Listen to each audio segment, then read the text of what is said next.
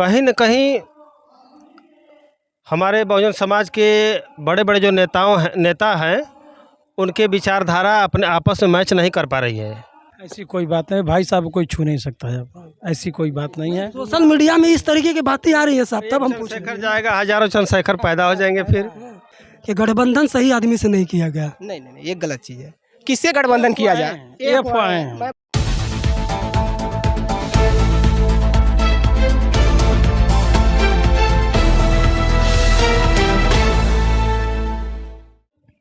नमस्कार दोस्तों, आप देख रहे हैं द विशेष समाचार और बनारसी अंदाज में हिंदी वर्जन। दोस्तों, आज उत्तर प्रदेश के जनपद चंदौली में भीम आर्मी का सामाजिक जनसभा सम्मेलन हुआ है। इसमें हमारे साथ कुछ साथी जुड़े हैं, उनसे हम जानना चाहेंगे कि यह कार्यक्रम का मकसद क्या है और इसके लिए आगे की जो तैयारियां हैं उसके पर्पज में सब लोगों से बातचीत करेंगे। वीडियो में आप लोग अंत तक बने रहें। सबसे पहले सब आपका नाम?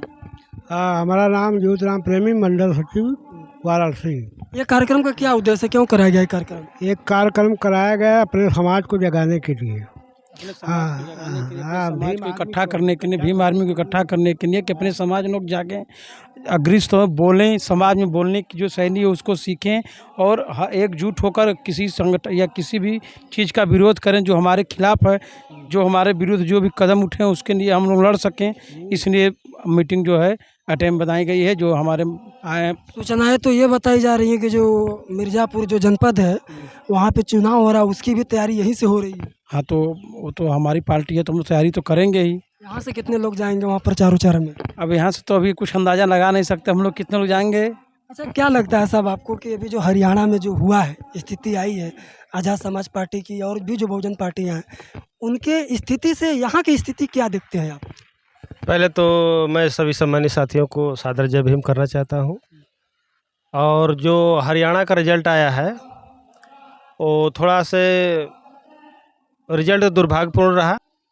कहीं न कहीं हमारे बहुजन समाज के बड़े बड़े जो नेता हैं उनके विचारधारा अपने आपस में मैच नहीं कर पा रही है और आपस में टकराव कर रहे हैं, आम जनता को भटका दे रहे हैं।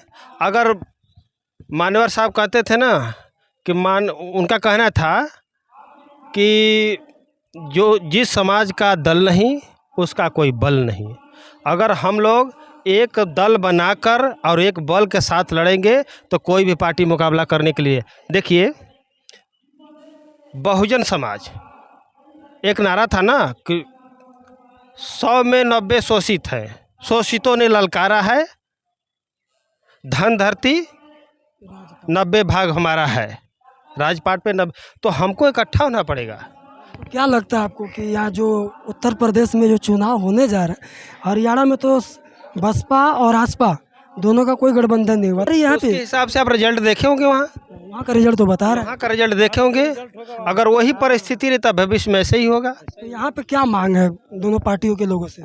हम जैसे वहाँ पर कहते हैं कि सभी लोग संगठित हो जाए, पहले हम तो अपने हम देखिए आम जनता हैं, हम तो कहेंगे पहले हमारे बड़े जो गार्जियन स्वरूप नेता हैं वो पहले वो संगठित हो जाए, इसके बाद हम लोग खुद ही संगठित हो जाएंगे।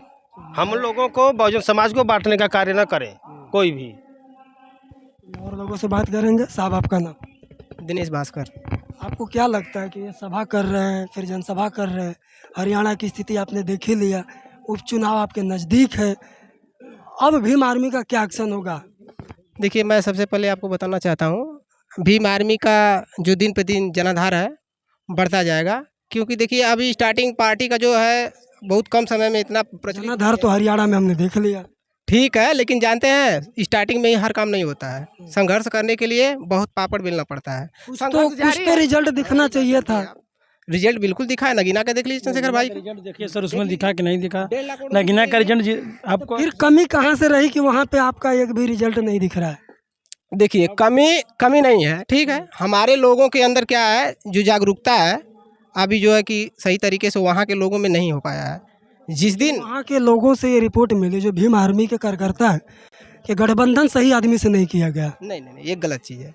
किससे गठबंधन किया जाए? ये अफवाहें हैं। मैं बताना चाहता हूँ आपको, गठबंधन ही सही है, गठबंधन गलत नहीं है। किससे गठबंधन करेंगे चंद्रशेखर भाई जी, बताइए।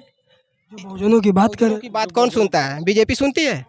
वही तो हम पूछना चाहते हैं कि एनडीए में मुख्यमंत्री उप मुख्यमंत्री रह चुके दुष्यंत चौटाला जी से आप गठबंधन करते हैं, तो हो सकता है इसका भी लोगों पर असर रहा हो। बिल्कुल रहा है, जनता के अंदर कुछ रहा होगा उनके प्रति जो भी है, लेकिन भीम आर्मी उनको सुधारने का काम करेगी।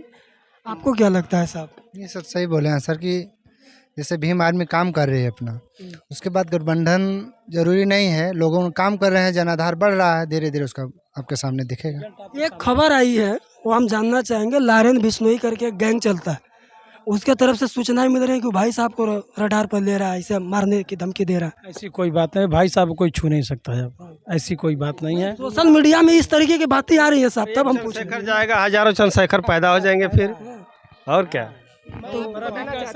अगर भाई जी के अंदर ये डर होता, भीम आर्मी के अंदर ये डर होता, तो भाई जी ने 16-16 महीने जेल काटे, उनका नाखून कबार के मारा गया, रीढ़ की हड्डी तोड़ दी गई थी, चार गोलियां चलाई गई। अगर भाई जी का दिल कमज़ोर होता, भीम आर्मी के लोगों का दिल कमज़ोर होता, तो आज संगठन के लोग नर्वस हो जाते और इतना आगे भी ना बढ़ते पार्टी के लोग।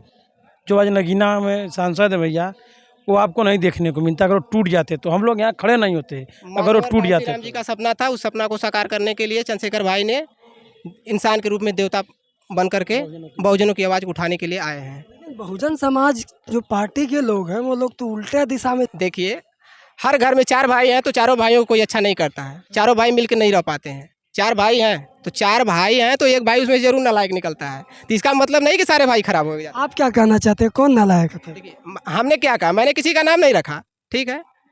4 भाई हैं तो चारों भाइयों का जिस दिन संगठन मजबूत हो जाएगा, एक थाली में बैठ के खाना चालू कर देंगे, उस दिन हमारा समाज बहुत आगे निकल जाएगा।